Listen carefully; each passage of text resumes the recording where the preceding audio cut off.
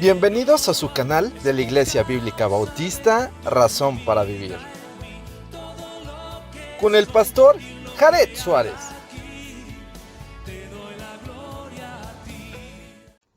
Bienvenidos a su canal de la Iglesia Bíblica Bautista, Razón para Vivir. Nos da muchísimo gusto que puedan acompañarnos. Y bueno, vamos a seguir con nuestro estudio en la segunda carta a Timoteo. La semana pasada nos hemos quedado en el versículo 6 y el labrador, para participar de los frutos, debe trabajar primero.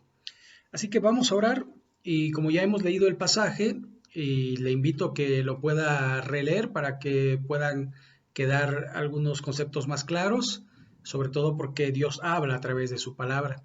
Entonces vamos a orar y vamos a iniciar con nuestro estudio. Bendito Padre Celestial, gracias por tu bendita palabra. Te rogamos que nos guíes a través de ella, que pueda ser para nuestra edificación y que tu nombre sea glorificado. Señor, guíanos, instrúyenos, enséñanos, redargúyenos y ayúdanos a ser las personas que quieres que seamos, para la gloria y la honra de tu bendito y santo nombre. Y en el nombre de Jesucristo, amén. Muy bien. Aquí el apóstol Pablo de alguna manera hace una pausa y dice: considera lo que digo y el Señor te dé entendimiento en todo. Y entonces, de alguna manera, lo que el apóstol Pablo está diciendo es: detente un poco a reflexionar lo que te he dicho. Y reflexionando, el Señor es el que te va a dar el entendimiento en todo. Y el entendimiento tiene que ver con la sabiduría que desciende de lo alto, del Padre de las luces, en el cual no hay sombra ni variación. Y entonces, cuando uno tiene el entendimiento, tiene que ver en la toma de decisiones. Que nuestras decisiones sean las correctas en todo. Y eso es lo que nosotros necesitamos pedirle constantemente a Dios. Señor, dame sabiduría. ¿Qué quiere decir esto? Dame entendimiento para tomar decisiones correctas en todo. Continúa el apóstol Pablo, verso 8. Acuérdate de Jesucristo, ¿verdad? Este es digamos, el nombre teológico, Jesús, el Cristo, ¿verdad? Allí refiriéndose a esta única persona que posee este nombre. Recuerde que Yeshua, Jesús, quiere decir la salvación viene de Jehová o Dios salva. Lo mismo que en el Antiguo Testamento era el nombre Josué. Y de alguna forma Cristo es el ungido, es el escogido de Dios. Entonces Jesús, es decir, Dios salva porque ha escogido a su Hijo unigénito para este asunto. Y después empieza a decir del linaje de David. ¿Por qué? Porque el Señor Jesucristo viene de la estirpe del rey David, pues él es de la casa real. Por eso tenemos la genealogía de Mateo capítulo 1 y la genealogía de Lucas capítulo 2. Y después habla acerca del evento de resucitado de los muertos conforme a mi evangelio. Y esto refiere mi evangelio. Recuerde, evangelio quiere decir buenas noticias o noticias. Y de alguna forma es la noticia que él recibió a través de la revelación de nuestro Señor y Salvador Jesucristo. Verso 9, en el cual sufro penalidades. Recuerde que el apóstol Pablo está en la prisión en Roma. Seguramente la primera carta es en los primeros 2 años, cuando estuvo como cárcel domiciliaria, pero ahora sí está en un lugar muy complicado, húmedo, apestoso, insalubre y demás. Y ahí está, por eso dice, en el cual sufro penalidades, además que ya los soldados romanos ya no le tratan tan bien, ahora le tratan como un preso, un convicto y como una persona condenada a muerte. Hasta prisiones a modo de malhechor. Ahí está, ya lo tienen como un malhechor, más la palabra de Dios no está presa. Y esto es algo que podemos comprender en estos tiempos, sobre todo cuando nos han confinado, cuando nos han dicho quédate en casa. Nosotros seguimos, ¿verdad?, predicando el Evangelio a través de las redes, a través de la internet y también a través del teléfono, ¿verdad?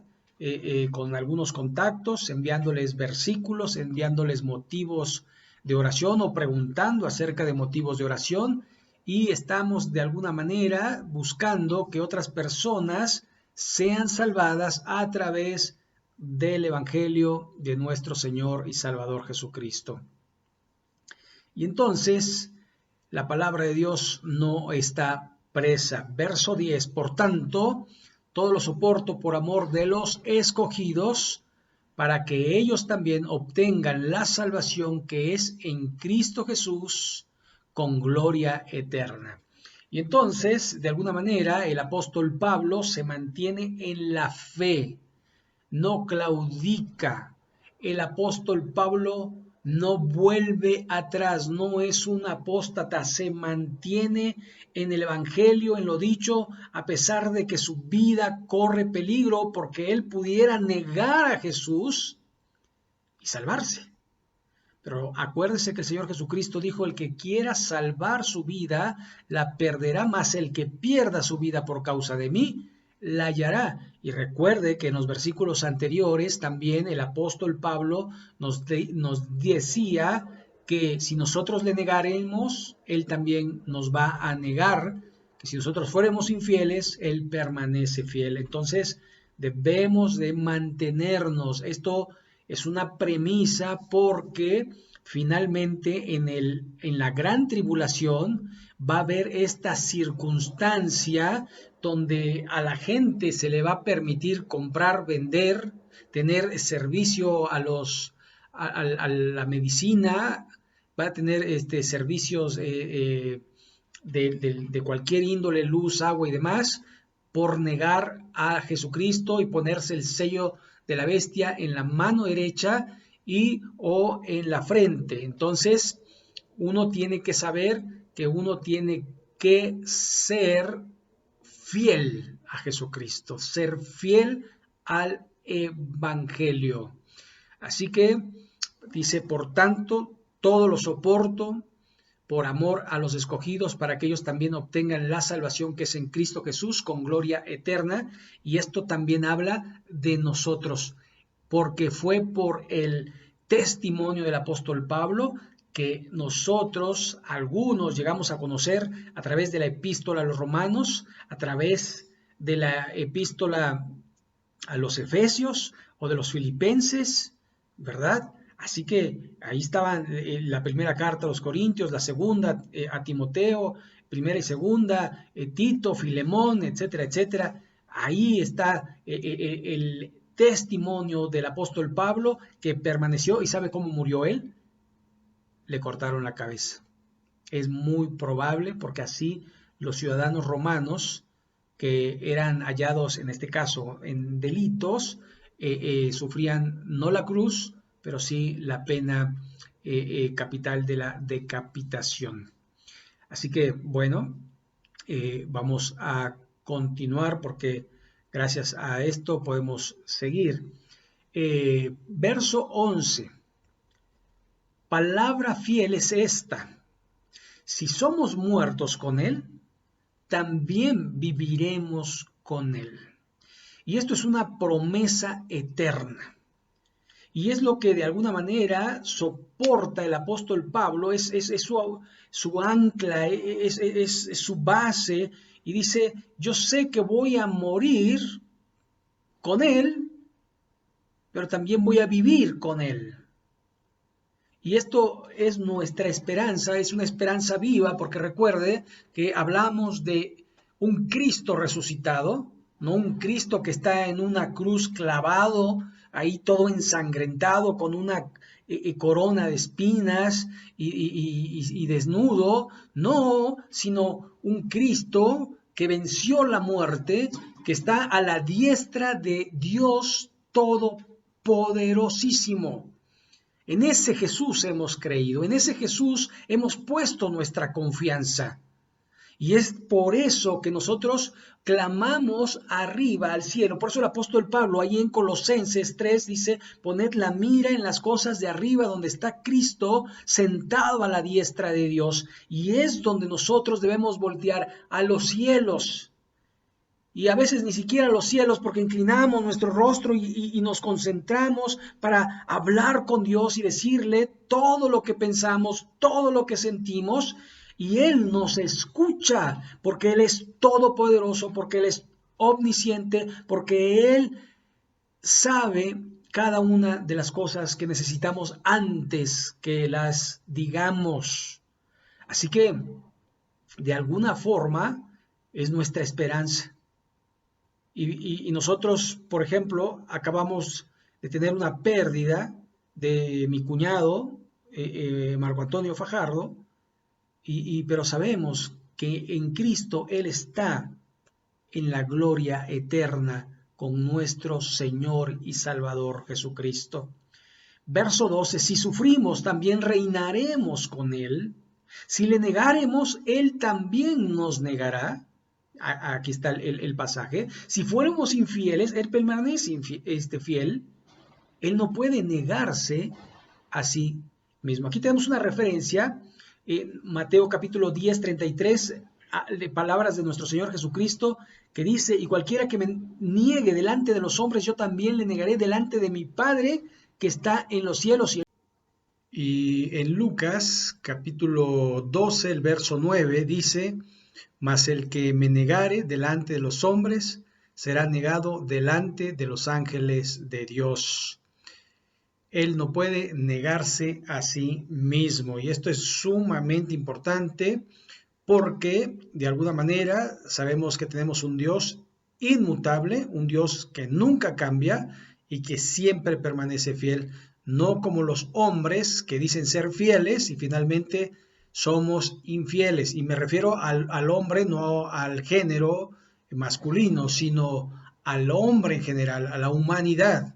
Entonces es muy importante que nosotros busquemos ser fieles a Dios a la medida que podamos para la gloria y la honra de su bendito nombre.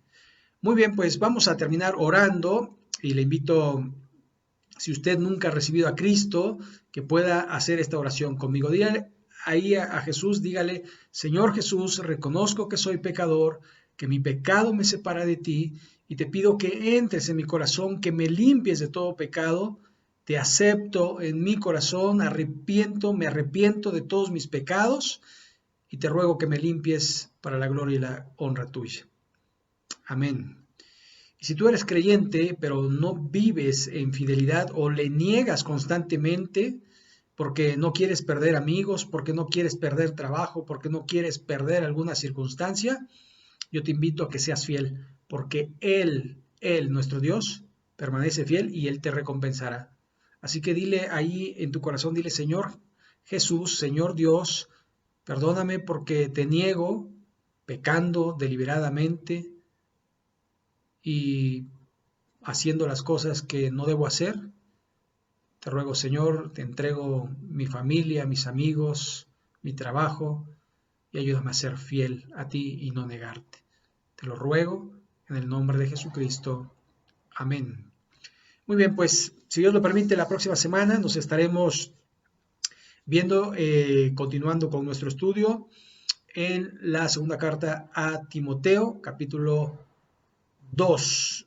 Y sin más, pues si no se ha suscrito, pues suscríbase y hasta la próxima. Que Dios le bendiga.